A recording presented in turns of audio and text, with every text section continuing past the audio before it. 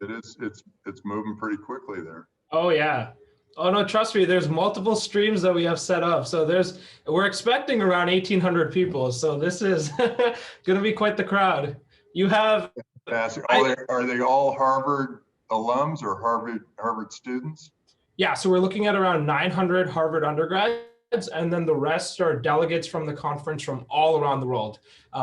Everyone's going to be like 20 to 28. So yeah, it's a good crowd. All right, well, without further ado, let's kick this off. Thank you, Tim, for taking the time to be here and join us at HPAIR. We're super delighted to have you. I gave the delegates a quick background about you, but Tim is someone that needs no introduction. He's the founder of Draper Associates, Draper University. He worked with Steve Jurvetson and Derek Fisher at DFJ Growth, and he's a big venture capitalist. I did a quick analysis of this before the session, but most of the big startups in the past 20 years that you can name off of hand, there's a good chance that Tim funded them or was part of their growth period. So Tim has been a leader in this space for quite some time, and we're super delighted to have him here. So Tim, thank you for speaking at HPAIR.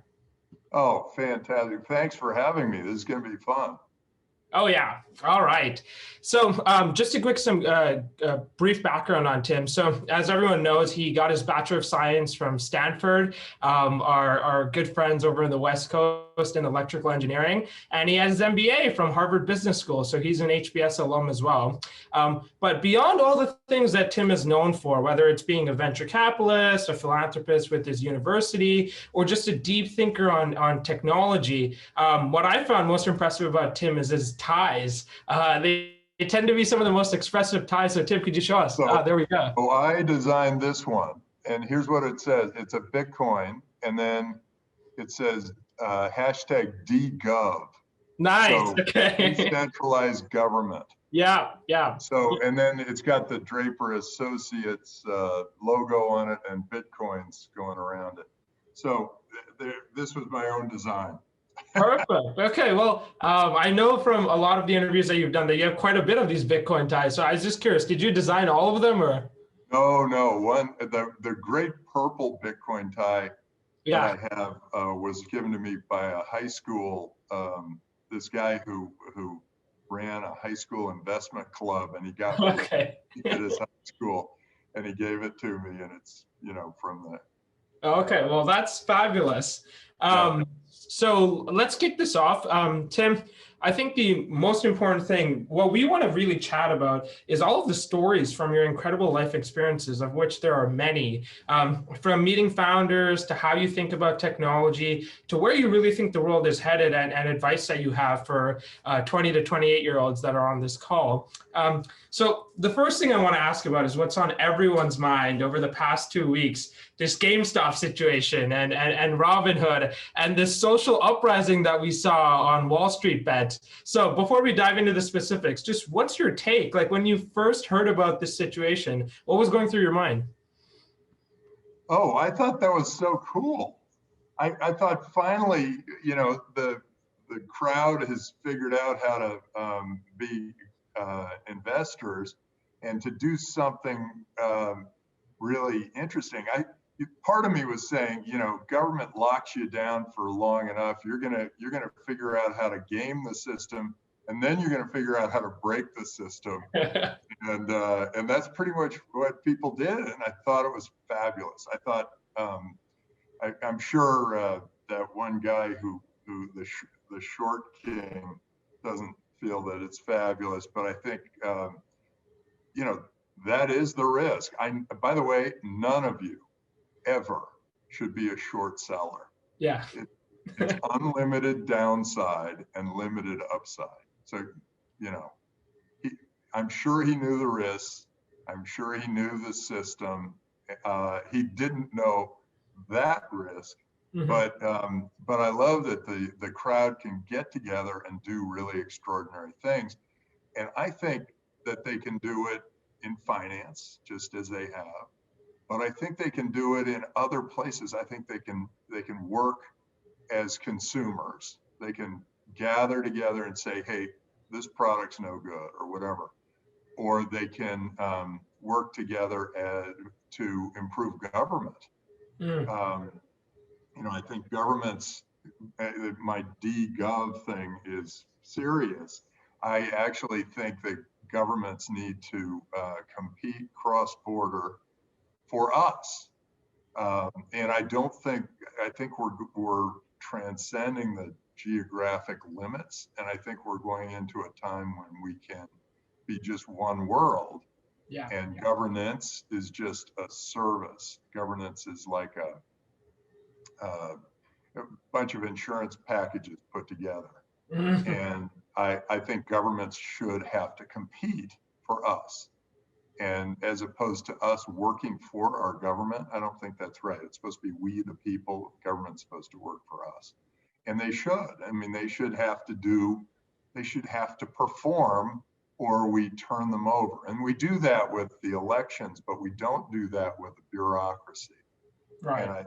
And we have a big problem there. Too many regulations, too complicated bureaucracy.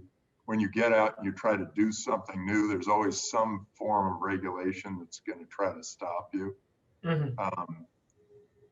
So that I think is going to be a very interesting time. But anyway, GameStop was very cool. And the only reason they were able to do it was because Robinhood made it so easy to be an investor. Precisely. And so, you know, some people were mad at Robinhood because they had to freeze it, but they had to freeze it because they have an SEC. They would have been in violation of the SEC if they hadn't. But then they raised some money and they got back out there, and so I'm hats off to Robinhood. Yeah. I love that these platforms, whatever they may be, are allowing us to communicate, band together, and make something cool happen.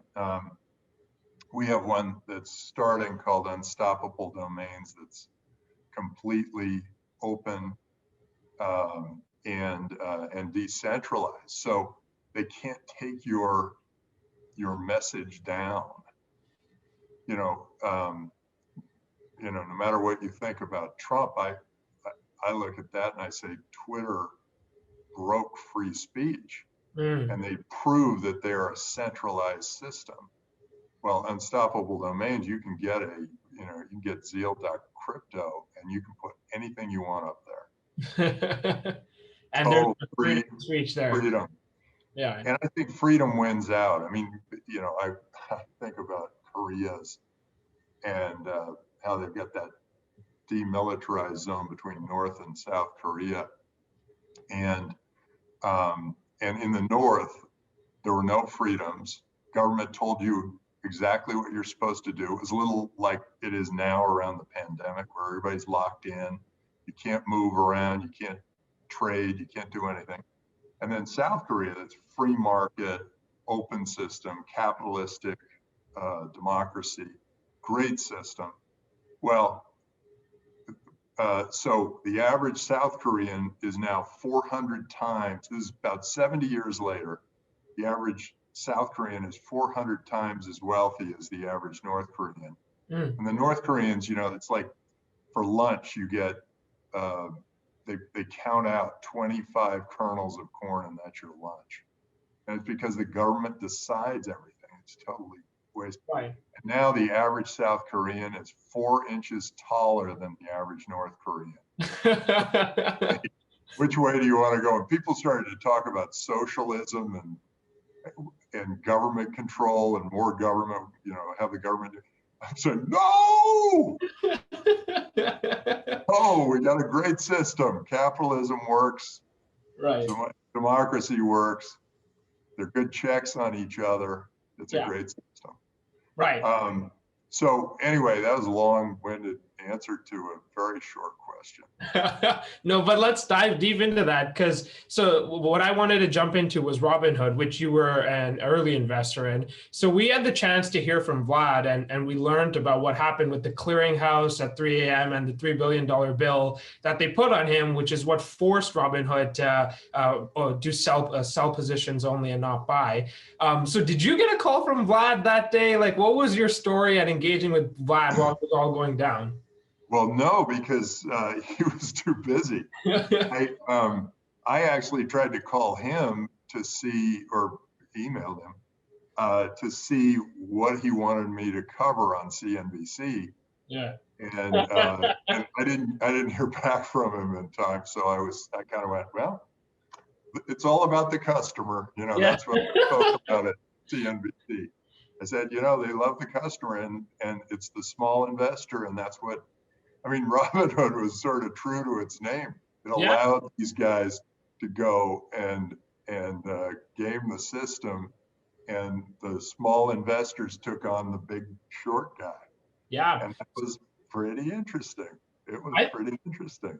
we thought it was remarkable because if you think about it, the analogy is you have a bunch of small people on the street, and Robin Hood was like the pitchfork, and they were just marching with their pitchforks down to Wall Street and making it known. And so what I wanted to ask was these sort of social movements. I think if you were following the Wall Street Bets thread, it was a deeper movement in that it was the wealth inequality that they were after, and the system and how the system was structured against your typical layman doing these things. So do you think these types of movements are going to be more and more common as we increase in a globalized world? And what does that say for the future of technology? Yeah, I think they are, and I think they will.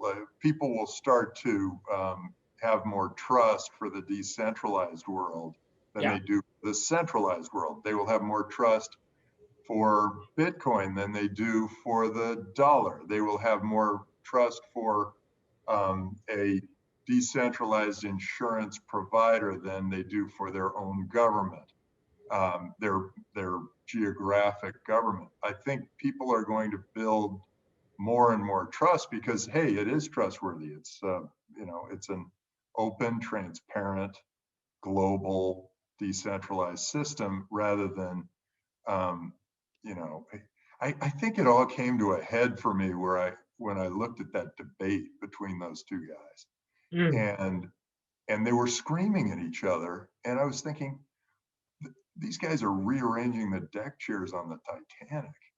It, they're all just fighting amongst themselves, and meanwhile, we're all sort of thinking, well, wait, what does government actually do? What do they do for us? And and they're as much as they say, well, we defend the borders, they're creating the turmoil across the borders. I have friends all over the world. I kind of think, I want free trade with everybody. I want to be able to trade with the people in China. Why are we doing a trade war? I want to be able to trade. Why are we, putting up a border wall? But, I want to be able to hire wherever I want to hire. And Right. boy, that's coming to a head right now, huh? All of a sudden with the pandemic, all these people who are stuck in place are realizing many of them can do their job in place wherever they are. That means they can choose the government that's right for them, whatever it is. Mhm. From an employer standpoint, the employer can choose people from wherever they are. And if there are too many, laws that are put down by union bosses, uh, they they can just hire from another place. So if you want to add to your team, what do? You add in California where you know you're not allowed to do anything with your employee, or do you hire from Pakistan? This is an equivalent person from Pakistan, and one Bitcoin is worth one Bitcoin. So if you pay people in Bitcoin, they'll know exactly what the value is that they're getting, as opposed to these people who are being paid in Nigerian naira or Argentinian pesos or Venezuelan bolivars. All of those currencies are dropping 50, 100% a year, 95% a year. So nobody wants to build anything of value because they can't trust their government to keep their currency valuable. So why would you do anything but live for the day if you know that if you build something of great value, it's going to deteriorate over time. Mm. You can't stock, you stock up money in the bank account, and that money becomes worth less and less and less, and you start thinking, well, why? And a lot of the African countries have the same kind of thing where they don't trust the government. They say if they build something of value, the government comes in and takes it from them by force. And so why build something of value? And people talk about the right to bear arms in the U.S. and they say, oh, we shouldn't have a right to bear arms. Well, if the government has a right to bear arms, I think we need a right to bear arms. If the government doesn't, then we don't need them. And I think that you don't want to hand all that power over to one group. You think of the program that Stanford guys had where they made some people the prisoners and some people the prison guards. And they had to cut it off after 3 days because the prison guards were abusing the prisoners. There is a little bit of human nature there. If you were the person in power, you were shoving it in the face of the people who are not in power. And you don't want that. And so, nobody wants to attack the U.S. because they don't know what houses they have guns in them. So I mean, it's a pretty interesting time right now where everybody knows the world's going global. They know that this tribalism between geographic territories is going away. It made sense a long time ago. It's like, I'm drawing this line. You don't attack, I don't attack. We can both build up great value in our countries. Well, now I want to trade with those guys across the border, and we're better off if we do. So why don't we drop that border and we'll just start trading? And why don't we do that around the world? And so I believe that this globalism is a moving, charging ahead. But you're seeing some geographic border leaders saying, no, we've got to be nationalists again, and we need an enemy, and we need we need somebody to be angry at so that our people will stay nationalistic, and we'll keep building up our defenses and keep our people in place, and look more like North Korea than South Korea. So your big perspective here is against the centralization of power and what that really entails. And I think that's fair. Well, you don't want this. You don't want government to tell everybody exactly what they're supposed to do. Right. Everybody's got to wear a Mao outfit. Everybody's got to wear green shirts. Everybody's got to wear, whatever. It's, or everybody's got to, eat lunch of 24 kernels of corn. It is, and whenever they start doing that to us, everybody has to stay in place. Everybody has to wear a mask. Sure, maybe the masks are helping, maybe they're not, but we're being forced to do it. And it's government to peer pressure to the, I didn't realize how close we were getting to a dictatorship. And suddenly we are, and we got to fight for our freedoms. Yeah. And if they try to, God, once everybody's gotten access to the vaccine and everybody's got, if they're still trying to do this stuff to us, time for a revolution. Wow. Okay. So it's clear that the top-down approach is inefficient when it comes to these things. And the technology that's really fighting against that is something that you support quite heavily, which is Bitcoin.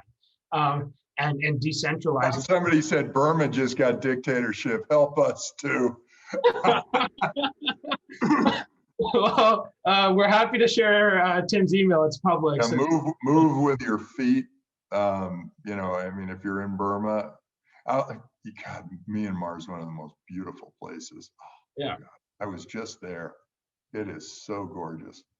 And I'm so sorry that Of everything the that's going military on. dictatorship came in and just, they're going to tell everybody what to do and you're going to have to do it. And it's bad news.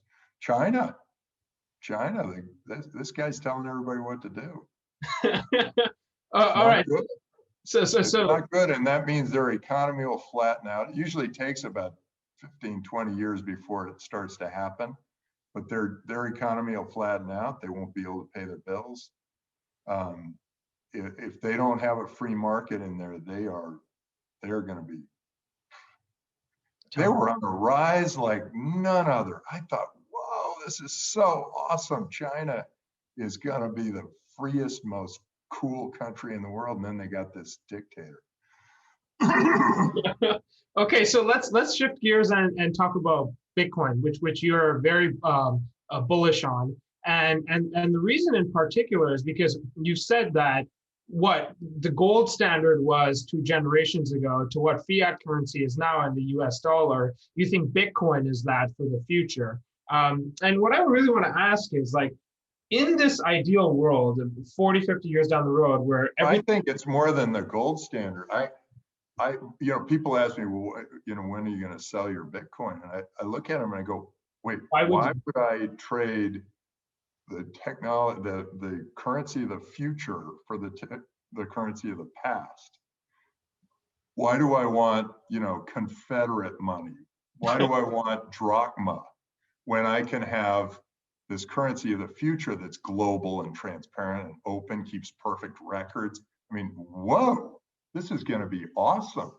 My accounting bills are going to go way down. My legal bills are going to go way down because of smart contracts and blockchain. This is awesome. This is like, whew, fantastic. So, I always think, well, it's the Bitcoin that matters. I don't think 10 years from now, Starbucks won't take dollars. Really? That's very contrary. You're saying 2031, everyone will have Bitcoin wallets and be doing transactions in Bitcoin? Yeah, why not?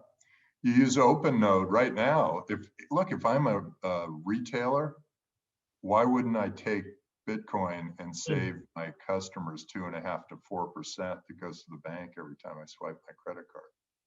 So, I mean, this is the way it's headed.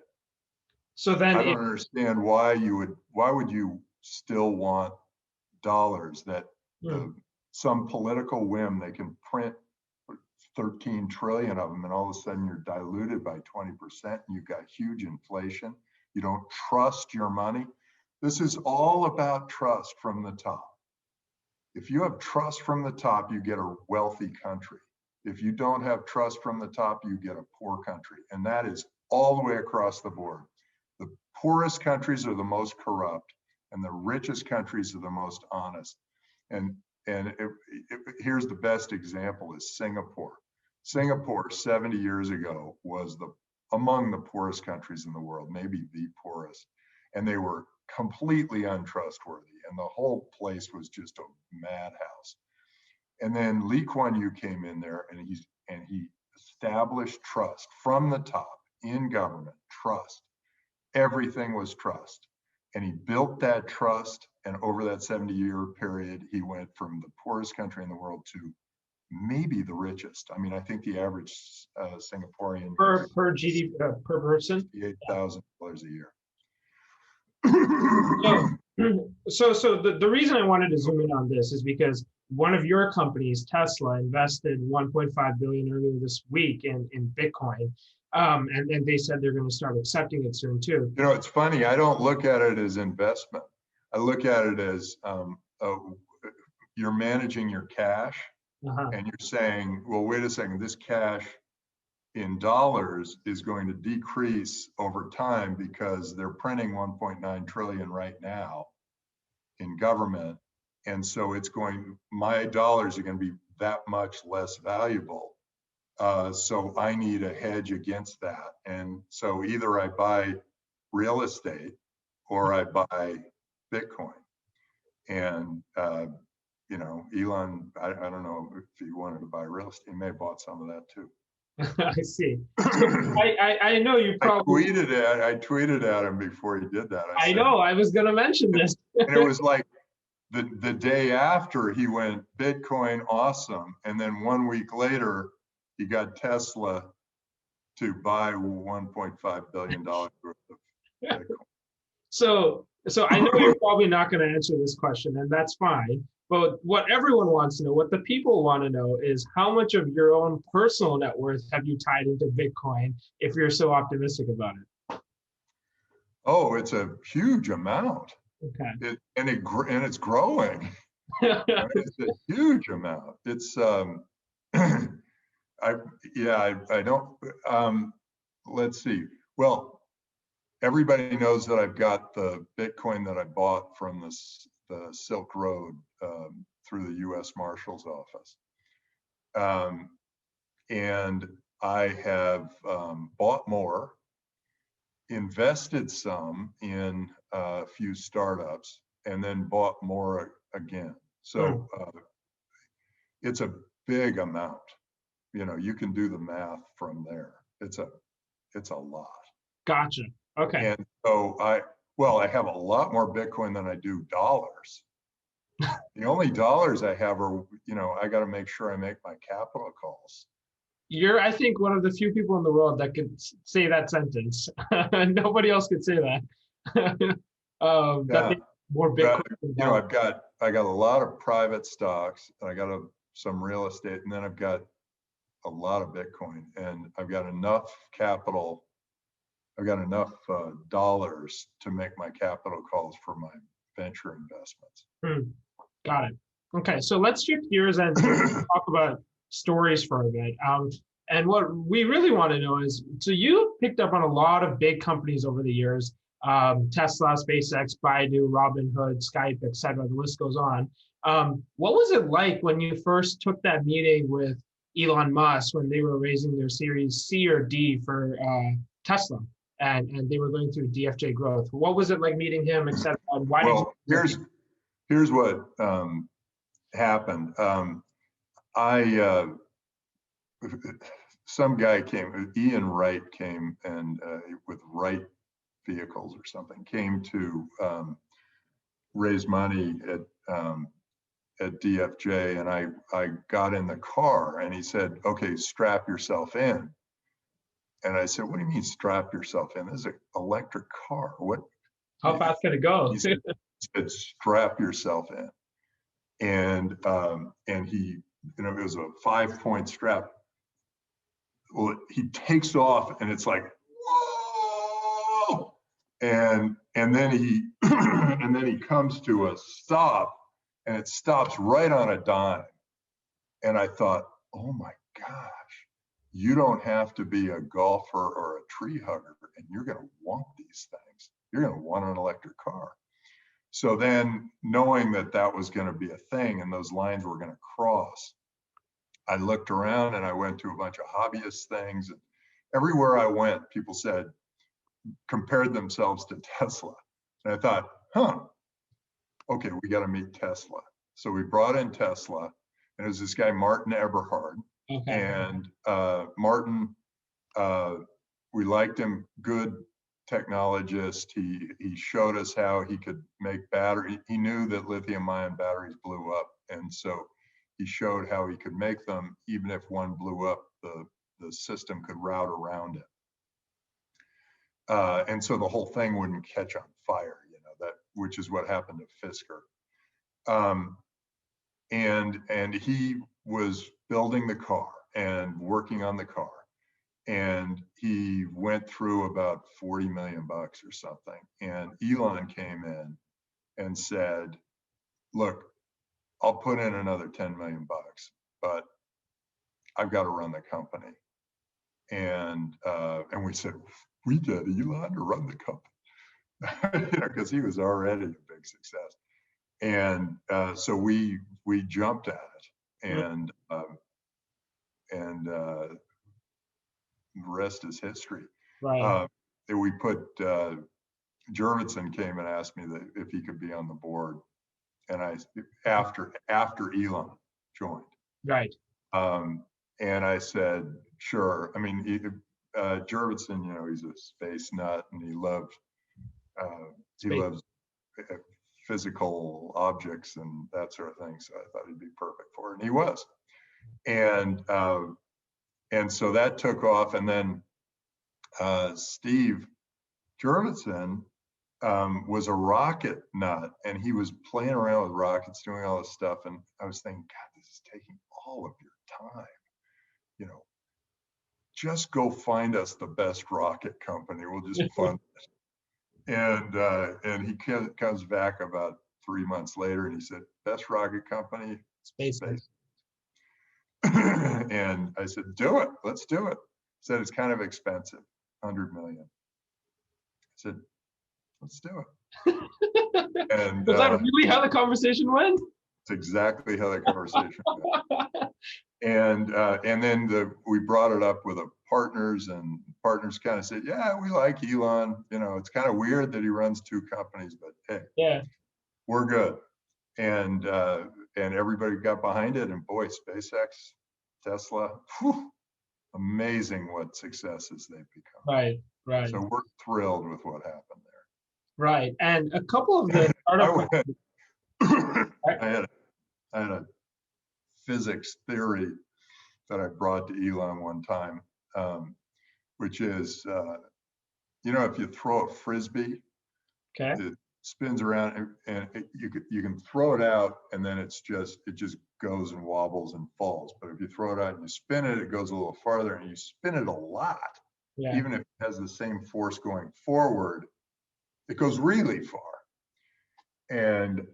And so I thought about, what's happening to the air resistance in there and stuff. And so we got into how do you push the air off the front of any kind of a vehicle so that it goes faster. It needs to be, because the reason a baseball rises, like that, is it's spinning, and then the air resistance piling up in front of it. It's like pushing a ball through sand or something. Oh, wait. Sorry, I don't mean to. Is this why Tesla's mirrors go in and like?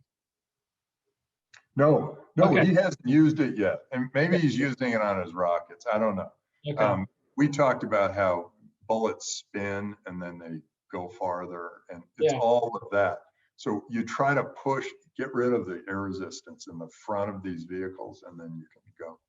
Anyway, we had a long conversation about that, and I think he lodged it. I don't know if he's used it yet, so not sure. So I guess what we were particularly curious about, there's a lot of startup founders asking this in the Q&A, is that what is your relationship like with most of the venture companies after you back them? Are you very involved, or are you sort of hands off as an investor, and especially with Elon? What's that relationship like? Okay, well, with Elon, very good relationship. He came, and I asked him to speak to the group at Draper University, Heroes. We have a school, and it's for entrepreneurs, and we put them through sort of hero training, which includes, Navy SEALs and special forces and yoga instructors and wellness and all sorts of things. Because, as an entrepreneur, it's not easy. Yeah. So we want you to understand how hard it's going to be. Anyway, we did that. And I asked Elon if he'd come speak to the class. He said, oh, I can do better than that. Bring your class to this. We're going to launch the S-car. And we got a bus. We went into Fremont, and he launched the S-car, and it was great. It was all the employees of Tesla and my 50 students and the governor and Elon, and that was who was there. It was like 1,000 employees, my 50 guys, and the governor and Elon, and we had a great time. And he was exhausted because he had orchestrated this whole amazing launch, and he was just giving us 20 or 30 minutes before he went and launched the car. And it was so cool for our students to all get to see the launching of the S car. That was a big deal. Yeah, yeah. And I got one of them off the line. Oh my God. Elon, one of the students asked Elon, well, what advice would you give to a new entrepreneur? And he goes, don't do it. This is classic. And then I got the first car off the line. Oh no, fifth car off the line. Sorry, I was the fifth car off the line, and I thought, well, let's learn about this thing. And so I took five employees of Tesla at a time for test drives. Oh, and I said, well, what part did you do? And it's like, you know, they show this incredible pride. I did the rear view mirror. We had to work around that plastic shield in the back. We had, you know, all these things. I did the computer system in the front. I did the, you know, whatever. And, you know, one guy made the key, and the key looks like a little Tesla car. And that, there was such amazing pride in that company. I knew great things would continue to happen there. And then driving it was great fun. And they've taken good care of those signature cars. oh yeah. They keep upgrading us and stuff. It's great. Well, that's yeah. So our relationship is great. When I have a connection I want to make to him, we have a deal, which is I don't give out his email address. I just introduce it, and I let him go ahead and figure it out. Wait, sorry. How active am I with entrepreneurs? I'm not that active. Because we have 600 portfolio companies. Yeah, yeah. What I do is I invest the money, and then when the entrepreneur comes to me and says, I need introductions to, you know, Cisco, whatever, then I help with that. And then if they need to raise money, sometimes we'll make introductions, sometimes not. Yeah. And if they're at a strategic or a human, they come up to a human issue. I've usually seen a lot of these, and so I can help with that. Right. Usually the human issues are the biggest problems. Yeah, yeah. In a company. This makes sense. So it's that mentorship advice from experiences. So that's very fair. So on this point, actually, what I wanted to ask about was you've met with a lot of these founders like Vlad from Robinhood, the Collisons from. Little piece of advice. Yeah. Wisdom comes from trying stuff and failing and doing stupid things. Wisdom does not come from always being smart and sitting back and watching other people make mistakes. You don't get it unless you're in the arena. You don't get wisdom. Everybody I know who, you know, is living high now, way back when, they were pushing, shoving, trying different things, doing stupid things, you know, on the edge of trouble, you know, all living a little bit more on the edge, and had a willingness to fail. I think you need a willingness to fail, and that's hard because you guys are Harvard guys, and you know how to get an A. Basically, don't make mistakes. Yeah. Well, now when you're out in the real world, you got to go start making them. And if you want wisdom when you're old, you got to start taking some chances. That's honestly really good advice. So thanks for that. Yeah. So what I wanted to ask next was, of all the pitches that you've heard over the years, whether it was the Collisons from Stripe or Robinhood or the Twitch guys, which one was your very best pitch, and why do you think so? Why was that the case? You know, I'll talk about a couple of the negotiations. Okay.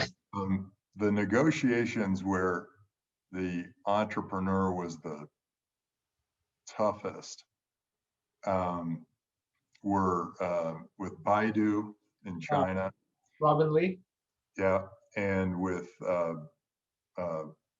Barry Schuller at Meteor. Oh. Here's Barry Schuller. It's pretty funny. He says, we said, you know, we tried all sorts of things, $1 million for a third. And he goes, no, $1 million, 20%. And we said, okay, $1 million for a quarter. And he goes, no, $1 million, 20%. I said, okay, how about, you know, and we kind of went, I kept going back and forth and he kept saying, no, $1 million, 20%. And then he made these CD-ROMs. So then he goes, then I go, okay, $1 million, 20%, but I want 2 CD-ROMs. I want the, you know, he had made these 2 CD-ROMs that were kind of fun and a big deal. And I was doing it kind of for fun. He goes, $1 million, 20%, and $20 for each CD-ROM. That's savage. And did you do it? We did the deal. He sold to AOL. We held our AOL stock. It went through the roof. Oh my God. And the second was Robin Lee. And I thought we were out of our minds, but I knew, you know, hey, search engines were going to be a big deal. And I talked to him about pay for performance, which ended up being paid search. And he thought about it, he incorporated it, and anyway, we ended up with putting in $9 million for 28% of Baidu. And we did the deal in a taxi. Somehow he was in the front seat and we were in the back seat. I think that made a difference too. That's hilarious. And the best entrepreneurial pitch I thought was with Skype, because Nicholas Zenstrom, he is a brilliant guy. He is so great. The pitch he gave me for Skype was HPAIR, and it was for you know, he had started Kazaa, which was the shared music service, and they were in all sorts of hot water trying to figure out how to deal with the music industry at Kazaa. And then they said they came up with this idea for Skype, which was that you could share Wi-Fi. And I thought, wow, that's a great idea. Let's share Wi-Fi. Everybody can share Wi-Fi, and then we'll all have Wi-Fi wherever we are, and it'll be, you know, using that stuff, using the peer-to-peer system. And he totally pitched me on it. I said, absolutely, we're in. This is going to be great. And he calls me about 2 weeks later, maybe a couple months later, and he says, just wanted to tell you before you write the check, we're not going to do shared Wi-Fi. We're going to take on the phone companies, and we're going to do this, take on the long distance carriers, and we're going to do this peer-to-peer system. And because we think actually we can provide free phone service for the world. And I said, even better, we're in. And we had a fabulous, we had a lot of fun together, actually, yeah. Nicholas and I. And it worked out well, very well, actually. Oh yeah, but we got into a fight at the end. Oh, what? I didn't want to sell. I thought Skype was going to be, and it is, worth so much more. But they were looking at a big payout, and I understood completely, but I didn't want them to sell. Yeah. This thing, I've never seen anything like it. It's going to be bigger than anything I've ever seen, and so sorry they decided to sell. But anyway, great, smart guys did a beautiful job on their pitch. Right, and it worked out. That's Yeah. great. One of the things that everyone always wanted to ask about, you got really big into tech investing in the early 2000s. Did you miss Facebook? Did you take a meeting with Facebook? Like, what was your relationship like with that situation? That's such a killer. Yeah, my daughter loved Facebook, and I was looking at it and I was saying, "Oh, this is fantastic." And I was working with Sean Parker, and we were negotiating, and I was on this other board with Teresa Gao, and I told her all about Facebook while I was on the board, and she just looked blank faced, didn't say anything, and I came in, and my first offer was 20 million valuation, and we were going to invest, I forget how much.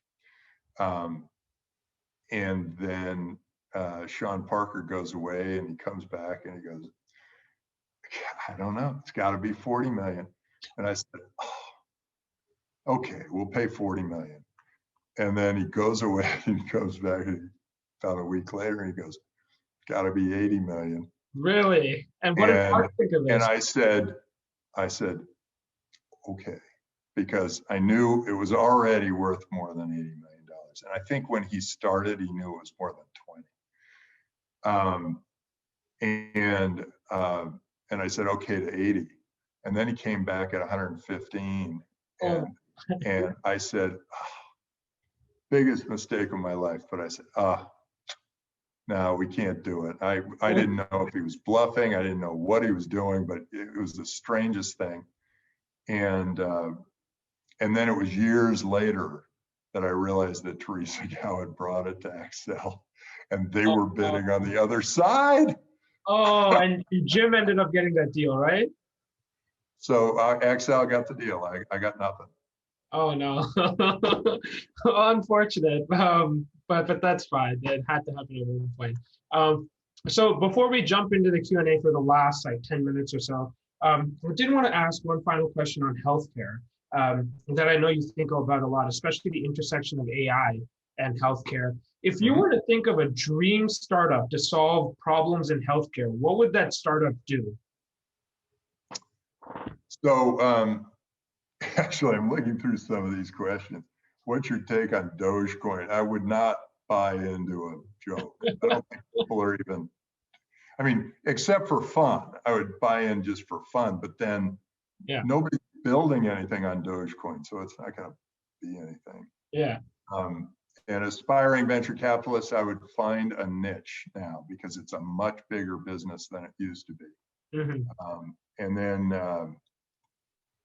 what I look for in a startup is I look for uniqueness and something that was meant to be. It has to feel like you're spiritually driven to do what it is you're doing. Right. So that's your kind of thing. I'll get to the medical question. Yeah, no worries, no worries. And then when you come in to pitch, relax. All we really want to know is like, is this thing going to work? And if it works, how great will it be? And are you the person to make it happen? Yeah. And that's kind of all we're really looking for. And we're looking for your true character. We're not looking for the veneer. And so we're going to ask tougher questions than you think, and you'll be put off a little bit.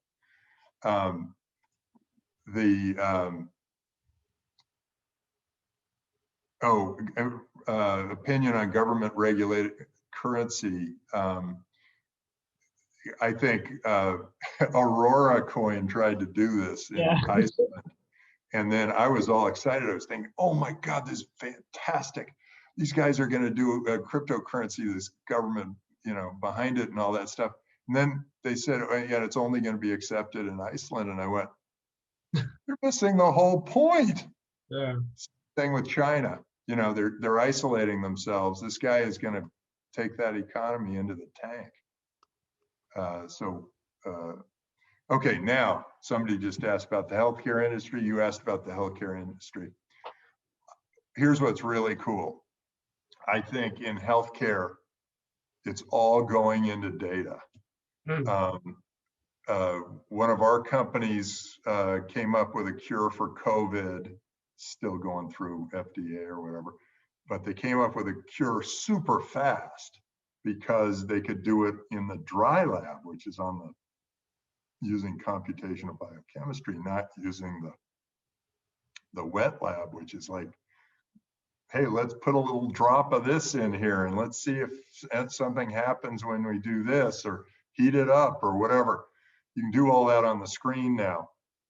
So therapeutics and vaccines and whatever else are all going to be designed on the screen, and then they're going to be tested in the wet lab, but it'll be much faster. And I think actually people are going to start using computational biochemistry for FDA approval. Right. I think the FDA will either adopt it or there will be a de facto standard that just happens in some startup or another. And then in diagnostics, data is going to be everything too, because we already have a company, CloudMedics, that changes the game because they outperform the average doctor on on the big diagnostic tests that the doctors take. And they did it just with the healthcare records of these people. Well, if you go beyond that to not just your healthcare records, but your genetic history and your blood test results and your Fitbit results and the airplane seat you sat on, or the, you know, whatever, all sorts of other pieces of information are going to come out. And so data is going to drive healthcare. So if you're going to go into healthcare, think data. Think, how do we use data to improve the patient outcome? And that is going to really reduce the cost of healthcare. And as in the Theranos debacle, the powers that be like that healthcare costs a lot of money. The drug companies, the doctors, the hospitals, they like that it costs a lot of money to manage healthcare, and because it's a huge industry and they can make lots of money in it. Well, what happens when all of a sudden it's a bot that figures this out and does and then pretty soon it's a bot that does your surgery? All of a sudden it's like, wait, you can do that almost for free. Why are we spending, why is the government spending, the federal government spending 20% of the budget on that? And why is the state government spending whatever, 10% of their budget on that? When all the prices go down, because it's all data driven, and the pills will be bespoke. You're going to get a pill specifically for you and your, not just your disease, but your genetics and your history and your whatever. They're going to create a pill specific to you, and that is going to, drug companies are going to have to really make a shift, because they think, get FDA approval, one size fits all, boom, get it out to everybody. That's not going to be the future of medicine. So you've got, those are big changes coming. Let's see if there are a couple other questions I want to cover. I think I've only covered the last 6 or 7.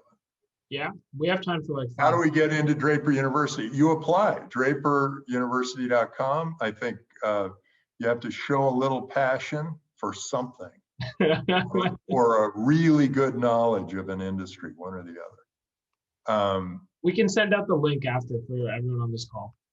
What are all the book recommendations you'd like to suggest? Well, I wrote a book. It's called How to Be the Startup Hero, and I highly recommend it. I also, we have a set of actually in my book, I have book recommendations. And I recommend sci-fi. And I don't understand why the fancy highfalutin universities don't teach sci-fi. Sci-fi is absolutely, I think there should be a class on comic books and one on sci-fi. And the reason is you watch sci-fi, you read sci-fi, you imagine new futures. And all the rest, like history, God, we spend all this time on history. Sure, it repeats itself, sort of. But, and it's great to know what the history is, because then you can project out from there. But the projecting out is the most important part. And so I would at least read one sci-fi book for every history book you read, maybe two. And that, I loved the Dune series, all of both sets of series. They're making a movie. Father to the Son. Yeah. I liked Star Trek. I like reading. Everything by Asimov was great.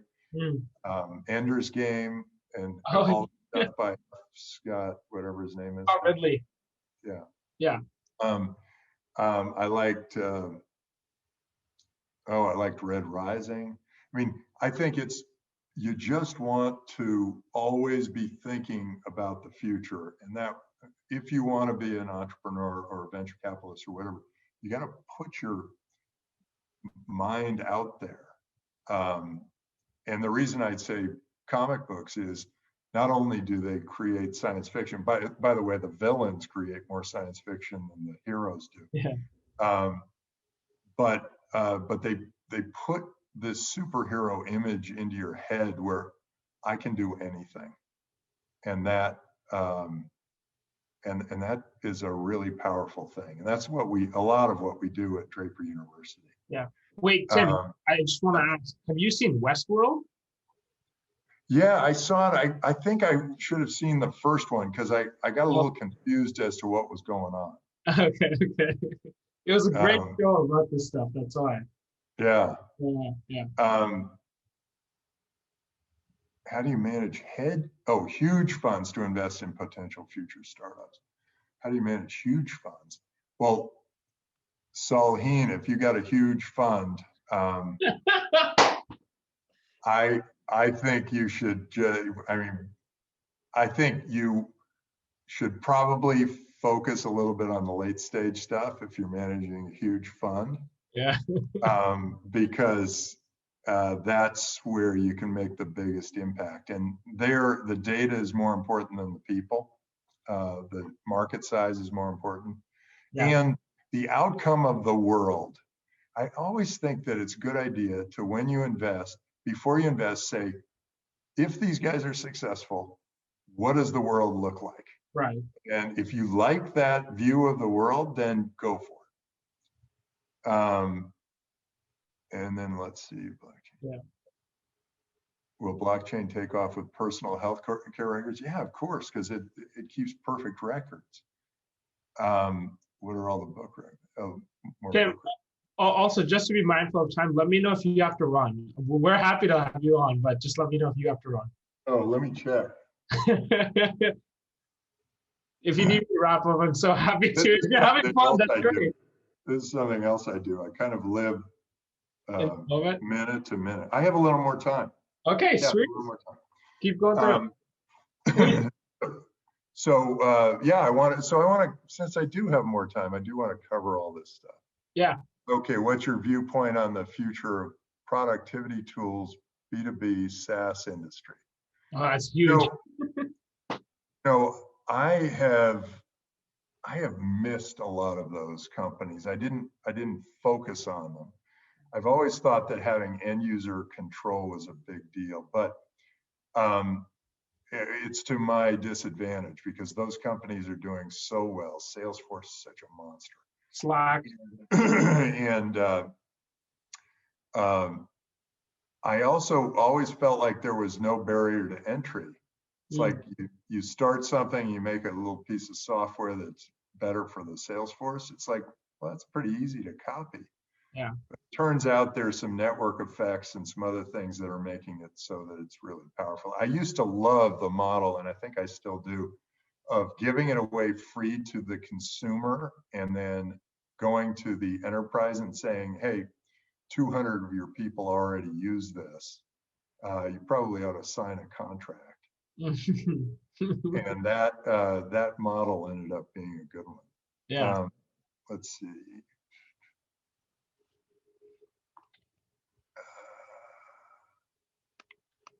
It says being disruptive but legitimate. Any idea for a healthcare student with entrepreneurial game-changing spirit to initiate movements that can be disruption in the industry field while staying legit? What does that mean? So I don't, and to avoid Theranos. Okay, I'll get into Theranos in a second, but here's what I would say to ICRM. You're a startup. You're not legitimate at all. You are starting as the bottom of the barrel. You are begging, borrowing, doing whatever you can to get that thing going.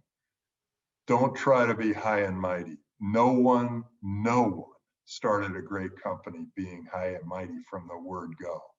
You got to start from the dirt, and you've got to be willing to swallow that pride and go low, very low. And everyone is your friend. You want to make sure that everybody from the plumber to the CEO is well taken care of around you. You've got to, I have an elevator recommendation. Whenever you go up an elevator to a meeting, it's pretty likely that the people you're going to be talking to are in the elevator with you. Yeah. You're both arriving at 9 o'clock. So either just shut up or be super nice to the person in the elevator next to you. It's happened to me so many times where Wait, but is this still useful advice now with everything being virtual and likely these pitches will be virtual? No, it's probably outdated. Yeah. Except they do still have elevators, and there still are offices up there. If you ever go to them again, that'll be a thing. Theranos, I think it was. I mean, you know that if you are going after an industry that is entrenched and powerful and potentially dangerous to you, you have to go just straight on through. You have to power through and not have any fear. And I think fear was the mind killer there. And I'm using a quote from Frank Herbert's Dune. Fear is the mind killer. Look, you're an entrepreneur. You're doing something new. You're going to affect, if you're a pretty good success, nobody's going to care. But if you're a big success, they're going to come after you. The taxis came after Uber. The car companies came after Tesla. The banks went after Bitcoin. This is typical, and they'll go after you in many different ways. First, they try to ignore it. Then they gang up against it. Then they put out lawsuits, and they lobby government, and they do all these things. And it is something to expect. You have to come right back at them and say, yes, this is true. This, come back with a fact. Yes, this is our weakness, but here is our strength, and use it as a marketing force. I think Elizabeth was fear. She listened to too many of her lawyers. She lived in fear. And she wasn't willing to step up and say, yes, we have problems with the test, but look at what it's going to do. You're going to save, $1,000 on this test. You're just going to prick your finger. This is the beginning of something extraordinary. That's the approach that really needs to be taken. And when the press comes after you, you use the press and say, yes, but, so that your story is always in there. I don't know where people get the idea, and all the lawyers recommend no comment, no comment. That's the stupidest thing you can do. People will come, oh, there's got to be something here. And then over time, they'll find something, And I think you've got to be, so thank you for that, those two questions, because one shows that you are trying to be legitimate, like I'm trying to be upstanding now. No, you got to be down in the dirt, in the arena. And the other is, if you are lucky enough to be attacked by the big industry incumbents, you have an opportunity. Yeah. And use it as an opportunity. Do not run in fear. Gotcha. One big question, if you could answer in the audience Q&A, what's the next Silicon Valley? People talk about Austin being the new tech hub. What do you think that is? Yeah, we've started to set up shop in Austin. It is very different. I mean, I'm finding, God, I tried to put an elevator in the back of my building, and the planning commission shut me down in California. And I'm thinking, you guys, come on. We're starting all these companies. We're creating all these jobs. All these amazing things are happening. And you guys are going to stop me from building an elevator to allow more venture capitalists into your town. And they were saying, oh, it's a historic building. I said, it's not historic. It's not on any list. Well, we want it to be. I said, I don't care. It was so bad. Anyway, and then I go to Texas, and the governor says, what can we do for you? Where do you want your headquarters? What would you like? Where do you want to be? Where do you want to set up shop? It was like, here's your red carpet. Go ahead, build whatever you want. We want it here, they're saying, oh yeah, that building, we can tear that thing down. We'll build, this here. It was night and day. And whenever you hear, the persnickety people saying, oh, but, I don't like this, or I don't like that. And somehow they abuse their power. You realize that it is a competitive governance world, and people governances have to perform or people will leave.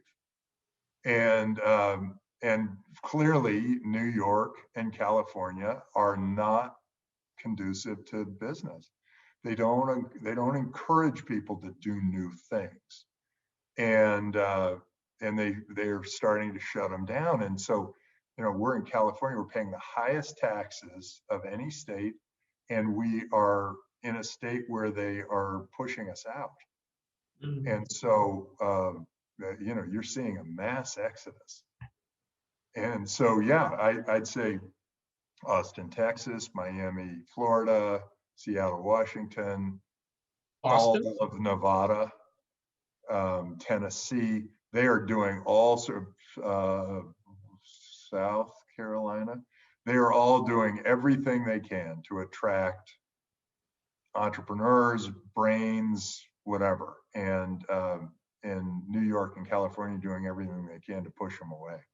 Mm-hmm. And I don't understand why. They don't realize where once you've got a success, I think some people just sit back on their laurels and say, oh, it's going to come in forever. We don't have to care.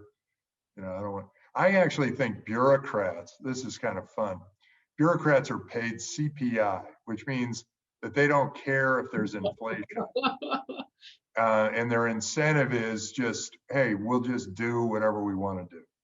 Well, what if their incentive, what if their payment increase was tied to GDP growth? Oh. Roughly the same number, but if it's tied to GDP growth, it's like, oh, wait, you're a business? You mean, oh, and you're making money? Oh, this is great. Instead of you're making money, so now you have to, you have to have a government employee on your payroll, and you have to have a, if you aren't lobbying Washington, we aren't even going to listen to you, and that kind of thing. And so I think there's sort of an interesting time now where, yeah, it's going to be, you guys are coming into the biggest change. Oh my God, this is going to be big. It's going to be where, I mean, there's going to be this push and pull between people who want nationalism and people who want globalism, and it's going to be. I'm excited to live through that, though. I think wild change, yeah, and you're going to be able to. And when there's change like that, it's like huge opportunities for entrepreneurs. Yeah. All right. Well, this is a good question, and then I'll answer one more, and then this is the take on the future of work and productivity, SaaS computing, AI, all that, right? My son Adam says AI is going to take all your jobs, all our jobs. He says all our jobs, and it's a great way to start your thinking. So start from there. Start with AI takes all the jobs that are out there today.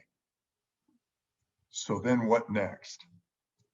What do you do if all the jobs that are out there are AI now?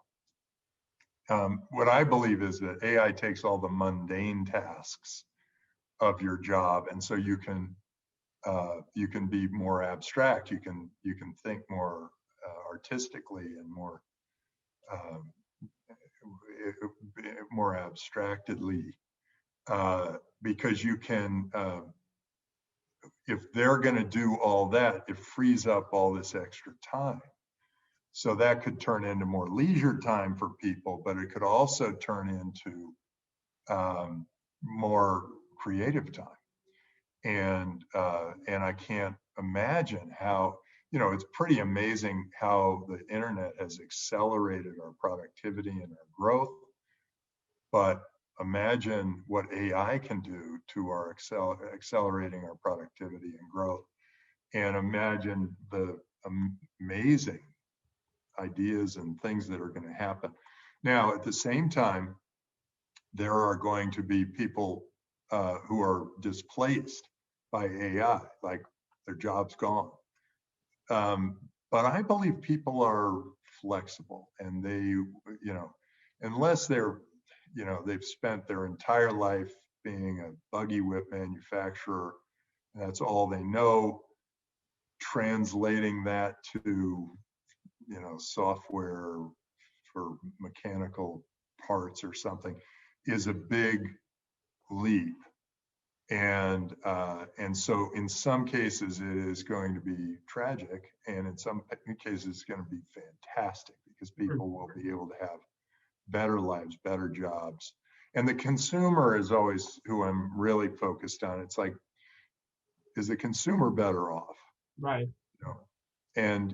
And if the consumer is better off, we'll solve all the other human issues somehow. But as long as you're providing a great service for the consumer, delight your consumer, and you're going to make a fortune, and you're going to help the world. So with that, thank you very much, Zeal. This was fun. I hope you send me a link to it. Maybe I'll. I will. Yeah. No, thank you, Tim, for taking the time to come speak at HPAIR. We had a lot of fun. I hope this was the best meeting you had this week. It was great fun. Yeah. And thank you, Karen, for organizing this. She did a great job putting it together. She runs the whole show. Oh, yeah. Well, enjoy Hawaii. Enjoy Hawaii, Tim. Great. Yeah. Thank you. Well, I've only got a couple more days, but I will while I'm here. Appreciate it. All right. Thank you, Tim. Take care. Thanks, guys. Bye. Bye-bye. Thanks for listening, everybody. Yeah.